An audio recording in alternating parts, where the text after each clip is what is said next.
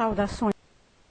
O nosso trabalho, ele é o resultado de estudos que foram promovidos durante as aulas realizadas por ocasião do programa de mestrado em ensino, PPGE, no período 2015.1, no CAMEAN, em Pau dos Ferros, Rio Grande do Norte. E traz uma reflexão sobre o momento atual do desenvolvimento e da aplicação das novas tecnologias na educação e especificamente no ensino. As tecnologias como acesso de informação, distribuição e a relação que essas tecnologias têm a partir do conhecimento e da transformação entre elas para o ensino. Nossos objetivos visam a discussão sobre a importância do uso dessas novas tecnologias para o processo de ensino-aprendizagem, observando sempre a questão das possibilidades de interação entre as novas tecnologias e o ensino. Buscamos ainda refletir sobre o avanço dessas tecnologias em nossa sociedade e a presença irreversível destas no ensino, e enfatizar o uso dos recursos tecnológicos como o computador, a internet e essa gama de aplicativos que surgem todos os dias no sentido de favorecer o processo de ensino-aprendizagem. Nosso percurso metodológico, ele busca dialogar com os autores como Prado, Silva e Valente, além de outros, e no sentido de realizar uma reflexão sobre o avanço das tecnologias em nossa sociedade, a forma irreversível como essas tecnologias têm se postado diante do processo de ensino. O ensino, ele tem como base de atividade a pedagogia, né? A base de atividade do ensino é a ação pedagógica. Então, toda a ação pedagógica, ela visa o preparo do indivíduo para o meio social. Um aspecto que a gente considera fundamental nessa alimentação do ensino, enquanto atividade pedagógica, é a premissa de que a atividade ela pode ser renovada, ela pode ser repensada e adaptada conforme as necessidades de cada aluno, de cada escola na qual a sociedade está inserida e do próprio movimento de descobertas e reinvenções das tecnologias. Sobre as diferentes mídias e suas integrações nos dias de hoje, que a princípio pode parecer um problema, a questão das mídias é interessante tanto na sua pluralidade, né, na forma como ela tem se apresentado, como também nas suas especificidades, ou seja, há todo um projeto, toda uma potencialidade, toda uma característica junto a essas mídias que elas são colocadas ou que são inventadas, utilizadas e pensadas para serem colocadas a serviço do ensino, para poder facilitar o ensino. E Prado, ela traz uma reflexão que justamente nos leva a pensar isso, que as mídias, as diferentes formas de tecnologias que nós dispomos hoje para a educação e para os saberes de modo geral, elas precisam ir muito mais além da simples justaposição, da simples subutilização, né?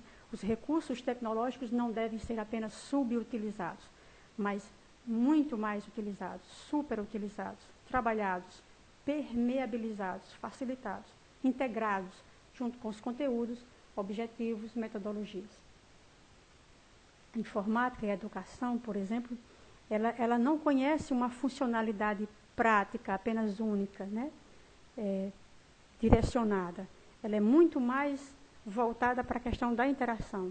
Pelo menos é dessa forma que a gente vê as tecnologias, como possibilidades interativas de recursos múltiplos, de recursos que podem ser explorados de diversas formas, de diversas maneiras, de forma interdisciplinar ou multidisciplinar. Nesse sentido, o ensino precisa caminhar para um universo, vamos dizer assim, um pouco mais digital, né, informacional, porque, na verdade, trata-se de uma realidade vivida por todas as pessoas. O avanço das novas tecnologias e a presença irreversível dessas tecnologias em nossas escolas é uma realidade que se faz cada vez mais presente, porque as pessoas, a sociedade, de modo geral, todas as empresas, todos os estabelecimentos sociais de comandos para que as pessoas possam usufruir, vamos dizer assim, de todos os estados e períodos desse desenvolvimento. Essas bases, esse material, essas informações estão todas assentadas nas bases de uma economia, de uma sociedade que se assenta na informação online, nos recursos tecnológicos. Carvalho e Castro, elas defendem que as pessoas, apesar de que tudo isso se alimenta, de que tudo isso constitui um princípio enquanto atividade pedagógica, ao mesmo tempo é preciso preparar as pessoas para essa integralidade, para esse domínio desses recursos, dessa sociedade cada vez mais informacional. E já que o ensino necessita caminhar, ou que é uma forma irreversível de caminhada, não há como voltar desse mundo digital e informacional, pois é uma realidade vivida por todas. Essa tecnologia, ela precede da temática do campo social, das relações humanas. Ou seja, as tecnologias, os recursos, as coisas são inventadas para servir as pessoas. A partir do aprendizado das relações humanas, é que se vai trabalhar as tecnologias. Ou seja, as tecnologias precisam interagir e estar à disposição das pessoas, das escolas, das comunidades, dos estudantes, dos pesquisadores. Muitas vezes colocamos nossas expectativas em relação a esses recursos tecnológicos de forma demasiada. Muitas vezes até nos angustiamos porque depositamos todas as nossas esperanças nos recursos tecnológicos. Às vezes caímos na premissa de que a tecnologia irá resolver todos os problemas educacionais e sociais, mas não é bem assim. Na verdade, a tecnologia, ela é apenas um artefato, ela é um meio, ela é um veículo do qual você pode se apropriar, uma ferramenta da qual você pode se apropriar para transformar as coisas difíceis, para transformar aquilo que parece aparentemente que surge na sua frente como se fosse difícil, numa coisa mais fácil, para facilitar a vida das pessoas. Não necessariamente o oposto. E a base de tudo isso, na verdade, continua sendo aquelas tecnologias mais primitivas, mais antigas. No caso, a escrita. A escrita continua sendo a invenção básica para todo o acesso e forma de conhecimento. Não importa de que maneira ela é realizada. Se foi escrita num pedaço de pedra, numa placa de barro, ou se é escrita através de um software de ponta, sofisticadíssimo, de última geração. E esse aprendizado, esse exercício de escrita, de leitura, ele está nas bases que alimentam, ele faz parte da formação daqueles conteúdos, daquelas premissas que alimentam a cadeia de processo de ensino-aprendizagem. E todas essas tecnologias, muitas vezes, elas também geram outras perguntas. Por exemplo, o que são as novas tecnologias? Cada ano que se passa, quando você debate, quando você discute, chega alguém com essa expressão, as novas tecnologias. Parece que tudo é novo e parece que tudo se renova todos os anos. O que é bem verdade. Acontece que existem realmente muitas tecnologias que despontam a todo momento. Mas também existem as tecnologias anteriores, como já foi dito, a própria escrita, que não pode ser descartada. E que o que aparentemente é novo para mim, pode ser obsoleto para outra pessoa. Então, novas são aquelas tecnologias que surgem todos os dias, isso é fato. As quais não estamos acostumados a utilizar. São aquelas tecnologias que a gente desconhece, por exemplo.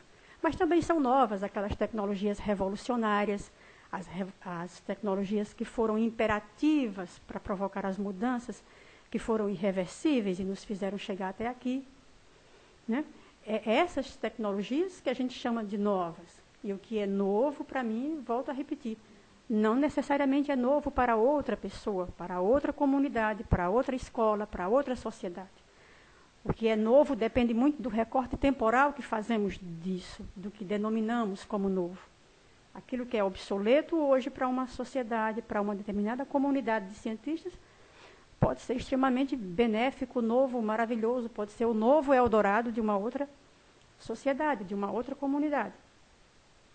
E tanto a fala como o giz, o quadro negro, o computador, tudo isso, o cinema, o rádio, a televisão, a internet, todos esses recursos tecnológicos podem ser adaptados e reinventados. Isso sim é alimento para o ensino, porque cada vez que você reinventa ou que você adquire novas formas de relacionar, que você emprega novas formas de fazer uso, de oferecer uso a um determinado tipo de tecnologia, a um determinado método de trabalho, você modifica aquilo que já está assentado, aquilo que já está compreendido. Você modifica aquilo e dá uma nova visão, dá uma nova possibilidade e pode dali estabelecer outros valores, outros conceitos, estabelecer outros vínculos de ensino e de forma de aprender. Isso sim é sofisticado. Sobre os aspectos que são importantes para o ensino junto à tecnologia, não podemos nos esquecer da relação professor-aluno. Não há tecnologia no mundo que possa superar, que possa substituir essa necessidade, esse alimento. Esse é um alimento que não tem substituto. A relação professor-aluno precisa ser compreendida e estabelecida dentro das bases das relações humanas, mediada, evidentemente, deve ser mediada pelas tecnologias, mas sempre primando pelo humano, por aquilo que a gente tem de mais humano, que são as relações sociais, os estabelecimentos, a parte afetiva, as nossas vontades, os nossos sonhos, os medos, os desejos, os objetivos pretendidos, tudo isso precisa sempre estar no cerne da alimentação do processo de ensino-aprendizagem.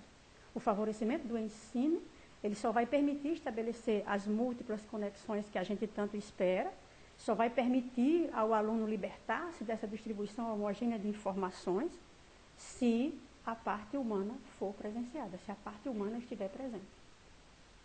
Da coletividade. As TICs, elas vieram assumir essa comunicação multidirecional, elas vieram tecer, ajudar a favorecer o tecimento, né, dessa rede de conhecimentos para preparar as pessoas para além da ordem da vida prática, mas sempre pensando que elas estão a serviço da sociedade.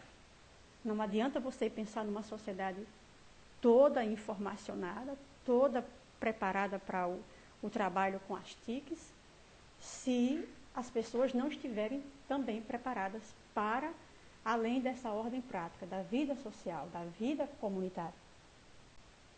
O ensino e a tecnologia, eles se alimentam entre si, é um processo de retroalimentação, um alimenta o outro. E quando o ensino está à disposição das tecnologias, as tecnologias à disposição do ensino, isso gera uma cadeia de produção muito benéfica, da qual as gerações futuras vão se beneficiar. Podemos entregar para os nossos alunos, para os nossos filhos, para as pessoas que vão comandar o mundo no futuro, uma sociedade melhor, desde que saibamos utilizar esses alimentos, tanto a tecnologia como a pedagogia. Com os aspectos fundamentais sobre a alimentação do ensino, a gente compreende o seguinte, que dentre esses aspectos fundamentais estão a questão da relação professor-aluno, como já foi dito, a formação e o preparo do professor para o uso das mídias, porque não adianta só entregar as mídias para o professor, é preciso preparar, formar esse profissional, e a questão do processo de mudanças tecnológicas junto ao conhecimento, ao compartilhamento desse conhecimento, que é quando você compartilha, divide, multiplica, você gera também discussões, e é na discussão que residem as grandes descobertas, a dúvida, o recolhimento, o cotejamento, a ousadia, a capacidade humana de se reinventar, né?